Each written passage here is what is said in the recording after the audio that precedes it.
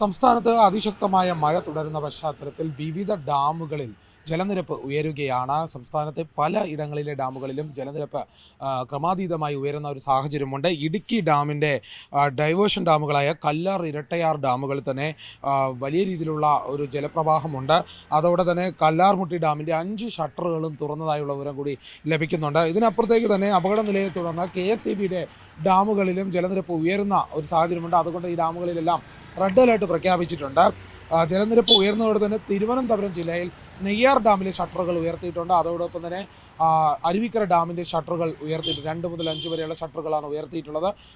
പേപ്പാറ ഡാമിൻ്റെ ഷട്ടറുകളും ഉയർത്തിയിട്ടുണ്ട്. ഈ മേഖലയിലെല്ലാം അധിക ജലം വന്നു ചേരുന്നതായുള്ള വിവരമാണ് ലഭിക്കുന്നത്. ഇതിനപ്പുറം തന്നെ പത്തനംതിട്ടയിലെ ജില്ലയിലെ ഡാമുകളിലും വലിയ രീതിയിലുള്ള ഒരു ജലനിരപ്പ് ഉയരുന്ന സാഹചര്യം കണ്ടതുകൊണ്ട് തന്നെ റെഡ് അലേർട്ട് പ്രഖ്യാപിച്ചിട്ടുണ്ട്.